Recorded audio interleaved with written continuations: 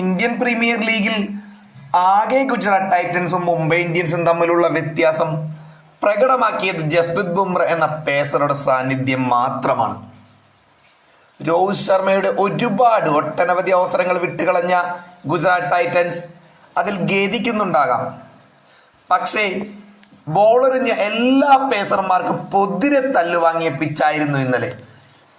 രണ്ടു ടീമുകളും തമ്മിൽ പ്രകടമായ വ്യത്യാസം കൊണ്ട് ബുംറ എന്ന പേസറുടെ ബൗളിംഗ് മാത്രമാണ്.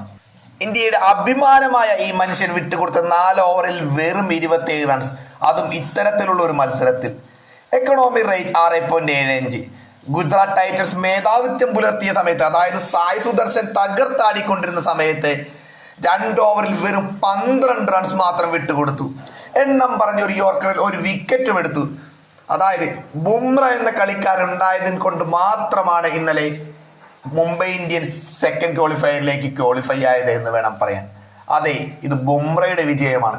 രോഹിത് ശർമ്മയുടെ ബാറ്റിങ്ങും മറ്റും വിസ്മരിക്കുന്നില്ല എങ്കിലും ഇത് ഇന്നലെ ബുംറയുടെ ആ ഒരു 2 ഓവറിൽ ഈ IPL ബുംറയെ ആകെ കരുൺ നായർ മാത്രമേ മര്യാദക്ക് പ്രേരിച്ചിട്ടുള്ളൂ എന്ന് പറയുന്നതാകും സത്യം.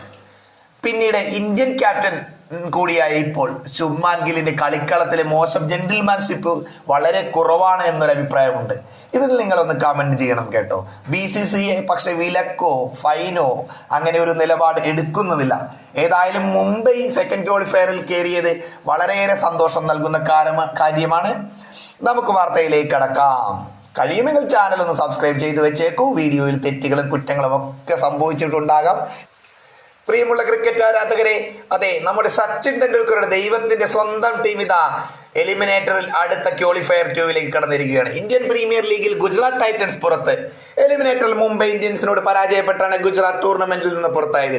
നിർണായകമായ മത്സരത്തിൽ 2 പേരും മികവുറ്റ പ്രകടനം കാഴ്ചവെച്ച മത്സരത്തിൽ 20 റൺസ് വിജയം സ്വന്തമാക്കിയ മുംബൈ ഇന്ന് 2ാം ക്വാളിഫയറിന് യോഗ്യത നേടുകയും ചെയ്തു.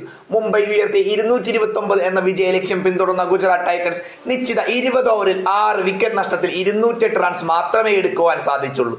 49 പന്തിൽ 80 റൺസ് എടുത്ത സായ് സുദർശനാണ് ഗുജറാത്തിന്റെ ടോപ്പ് സ്കോറർ. ജൂൺ 1 ഞായറാഴ്ച നടക്കുന്ന 2ാം ക്വാളിഫയറിൽ പഞ്ചാബ് കിങ്സിനെയാണ് മുംബൈ നേരിടുക. മൊഹാലിയിൽ ടോസ് നേടിയ ആദ്യം ബാറ്റിംഗിനിറങ്ങിയ മുംബൈ 20 ഓവറിൽ 5 വിക്കറ്റ് നഷ്ടത്തിൽ 228 റൺസ് നേടുകയായിരുന്നു. അർദ്ധ സെഞ്ചുറി നേടിയ സൂപ്പർ താരം രോഹിത് ശർമ്മയുടെ കിടിലൻ ഇന്നിംഗ്സ്, അതായത് 81 റൺസ് എടുത്ത കിടിലൻ ഇന്നിംഗ്സ് കൂടാതെ രോഹിത് ശർമ്മയെ 2 തവണ കോട്സയും പിന്നെ വിക്കറ്റ് കീപ്പർ വിട്ടുകളഞ്ഞതും ഒരു മുംബൈക്ക് ആശ്വാസമാകുകയാണ് ഉണ്ടായത്. മുംബൈക്ക് തകർപ്പൻ സ്കോർ നേടാൻ കാരണമായത് രോഹിത്തിന്റെ ഇന്നിംഗ്സ് ആണെന്ന് വേണമെങ്കിൽ പറയാം. ഓപ്പണറായി ഇറങ്ങിയ രോഹിത് 50 പന്തിൽ 81 റൺസാണ് നേടിയത്. 22 പന്തിൽ 47 റൺസ് തുടങ്ങിയ ബേർസ്റ്റോ, അതായത് വൈൽഡ് കാർഡ് എൻട്രി ആയി വന്ന ബേർസ്റ്റോയും മികച്ചു നിന്നു. ഗുജറാത്തിന് വേണ്ടി പ്രസീദ് കൃഷ്ണയും സായ് കിഷോറും 2 വിക്കറ്റുകൾ വീതം വീഴ്ത്തി.